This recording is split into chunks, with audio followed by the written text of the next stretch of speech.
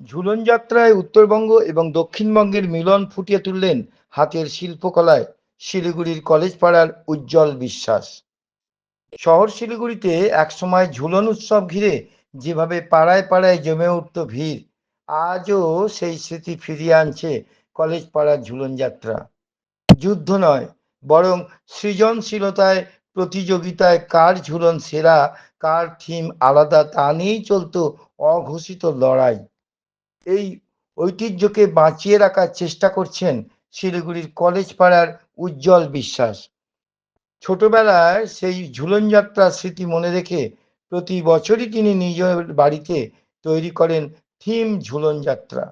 এবছর তার থিমে উঠে এসেছে উত্তর ও দক্ষিণবঙ্গের একাধিক পরিচিতি স্থান।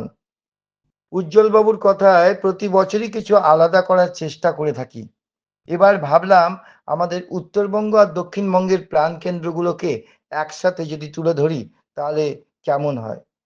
এবারে ঝুলনে তিনি তুলে ধরেছেন দক্ষিণবঙ্গের মায়াপুর, ঐতিহ্যবাহী ইডেন গার্ডেন্স এবং উত্তরবঙ্গের সেবক সেতু, বেঙ্গল সাফারি পার্ক, পাহাড়ি গ্রাম, এই সমস্ত।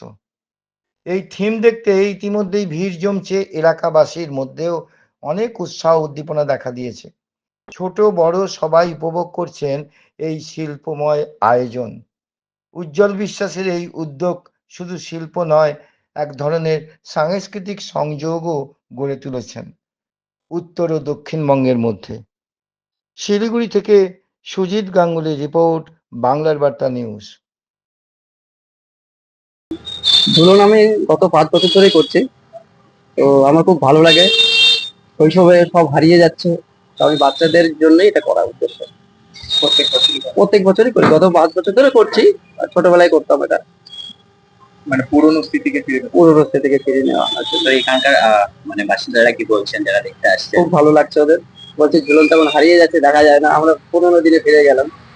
নতুন জিনিস দেখা যাচ্ছে, কি গ্রাম দেখা যাচ্ছে, গ্রাম করে রয়েছে, মানে এই যে এই কাজগুলো এই ভাবনাটাকে এবার তুলে ধরা হয়েছে একটা উত্তরবঙ্গ একটা দক্ষিণবঙ্গ।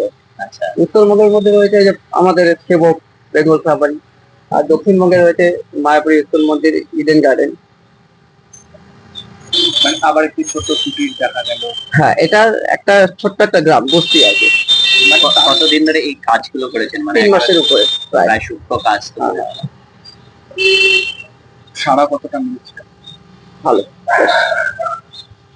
মানে এই যে মানে মাথায় আসলো কিভাবে যে আজকে এবার এটা করবো?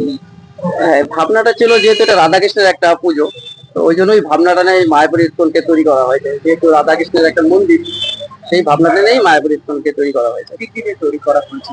এখানে পুরোটাই সানবোর্ড দিয়ে তৈরি করা হয়েছে, তার মধ্যে কালার রয়েছে, ইলেকট্রিকের কাজ হবে, সব এলইডি। মা তারা জ্যোতিষ কার্যালয়, জ্যোতিষী জ্যোতিপ্রকাশ ওরফে লিপটন। পাথর কবচ ছাড়াই সমস্ত সমস্যার প্রতিকার, যে কোনো সমস্যার সমাধানের জন্য সঠিক দিশা দেখানোর একমাত্র জ্যোতিষী জ্যোতিপ্রকাশ ওরফে লিপটন। জ্যোতিষী জ্যোতিপ্রকাশ ওরফে লিপটন তার শিলিগুড়ির নিজস্ব চেম্বারে প্রতি মাসের 1 থেকে 10 তারিখ পর্যন্ত শিলিগুড়ি তথা উত্তরবঙ্গবাসীর জন্য উপস্থিত থাকেন। প্রতি মাসের 1 থেকে 3 তারিখ তিনি জনসাধারণের সেবামূলক উদ্দেশ্যে বিনামূল্যে সকলের জন্য সুপরামর্শ দেন। ঠিকানা জ্যোতিষী জ্যোতিপ্রকাশ ওরফে লিপটন, শিলিগুড়ি হাকিমপাড়া, জ্যোৎস্না বেকারির বিপরীতে। যোগাযোগ 9735 113 555।